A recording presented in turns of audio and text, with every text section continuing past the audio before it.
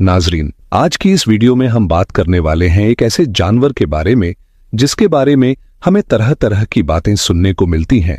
कोई इसको मनहूस कहता है तो कोई इसे घर में परेशानी लाने वाला जानवर कहता है। हम बात करने वाले हैं उल्लू के बारे में और आज की इस वीडियो में हम आपको पूरी हकीकत बताने वाले हैं और यह बताने वाले हैं कि यह जानवर हमेशा उदास ही क्यों रहता है। जब आप इसकी हकीकत सुनेंगे तो आपके होश उड़ जाएंगे। इसलिए नाजरीन, आप इस वीडियो को आखिर तक जरूर देखिएगा। उल्लू को तो आपने अपनी जिंदगी में कभी ना कभी जरूर देखा होगा और आपने यह भी महसूस किया होगा कि यह जानवर हमेशा उदास ही रहता है और यह वीरान जगहों पर ही रहना क्यों पसंद करता है।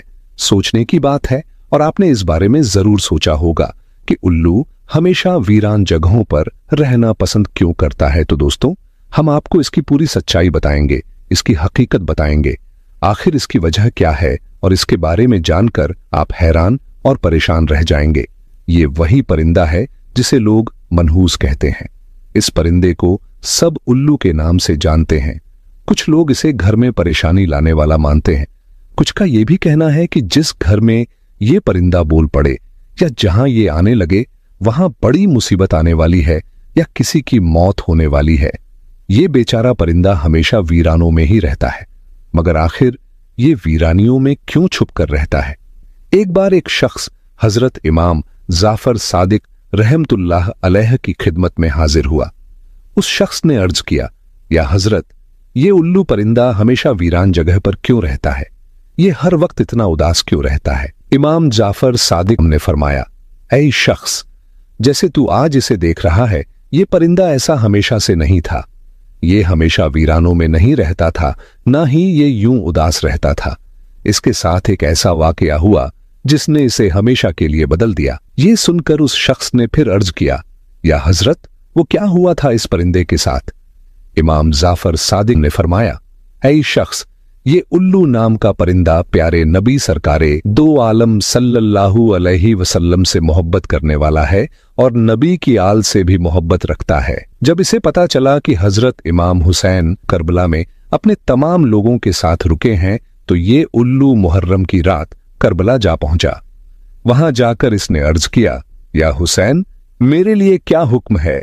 मेरी भी कोई खिदमत ले लीजिए। उस वीराने में सिर्फ हवा ही नहीं रो रही थी, उस परिंदे की आंखों में भी जैसे आसमान भर का दुख उतर आया था। इमाम हुसैन अलैहिस्सलाम ने बड़ी नरमी से देखा और फरमाया, ऐ परिंदे, तू यहां से चला जा। कल जो कुछ होना है वो तेरे बस की बात नहीं।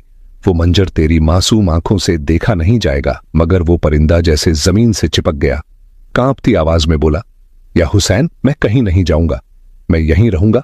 आपकी मोहब्बत ने मेरे पर बांध दिए है, मैं उड़ ही नहीं पाऊंगा। जब उल्लू परिंदा अपनी जिद पर अड़ा रहा तो इमाम हुसैन अलैहिस्सलाम ने सर झुकाकर फरमाया, अच्छा, फिर तू यहीं रुक जा। और फिर वो रात आई।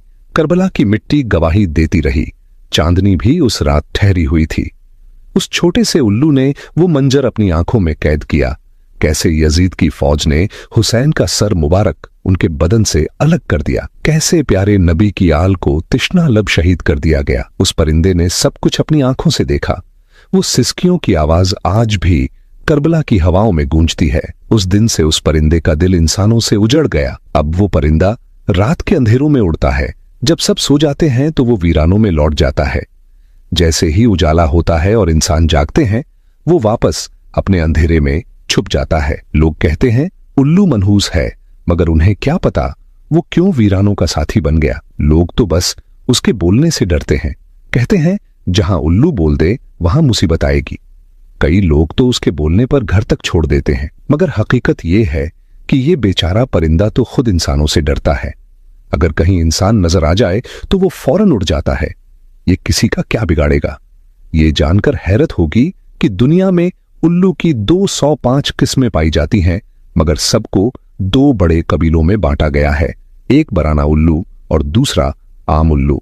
ये वही है जो चूहे कीड़े मकड़े खाकर खेतों को बचाता है, करोड़ों का अनाज महफूज रखता है, इंसानों का सबसे बड़ा दोस्त है, दुश्मन नहीं। आमतौर पर इसकी उम्र करीब 12 साल होती है। ये पेड़ों की ठंडी छांव में, वीरान कुओं में या उजाड़ जगहों पर अपना घोंसला बनाता है। लोग अक्सर मजाक में कहते हैं क्या उल्लू की तरह देख रहे हो? मगर किसी ने ये सोचा है कि बेचारा उल्लू देख भी कैसे पाता है? उसकी आंखें तो अपनी जगह फिक्स रहती हैं। वो इंसानों की तरह इधर उधर नजरें नहीं घुमा सकता। वो तो बस गर्दन को घुमाकर हर तरफ देखता है। उसकी ये मजबूरी ही है जिसे लोग ताना बना लेते हैं। दूसरे परिंदों के मुकाबले उल्लू के पर बेहद हल्के और मुलायम होते हैं। जब वो उड़ता है तो उसके परों से जरा भी आवाज नहीं आती। चुपके से उड़ जाना, किसी को खबर भी न हो, यह उसकी फितरत में है। नाजरीन, दुनिया भर में उल्लू से जुड़ी बातें और यकीन अलग अलग हैं।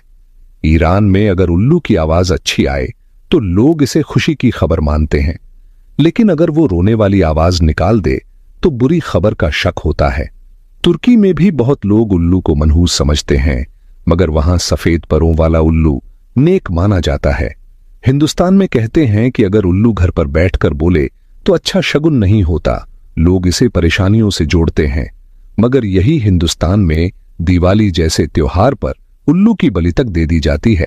कहते हैं इससे जादू टोटका खत्म होता है और खुशियां आती हैं। मगर हकीकत यह है कि उल्लू बेचारा किसी का क्या बिगाड़ता है। वो तो अपनी फितरत में ही उदास वीरानियों का साथी है। लोगों के खेतों को बचाता है, इंसानों का दोस्त है, दुश्मन नहीं। हम उम्मीद करते हैं कि इस कहानी से आपको न सिर्फ एक परिंदे की हकीकत पता चली होगी, बल्कि ये भी समझ आया होगा कि किसी को बिना समझे मनहूस कहना कितनी बड़ी नाइंसाफी है। ऐसी ही हकीकत से भरी बातें जानने के लिए हमारे चैनल को जरूर सब्सक्राइब करें।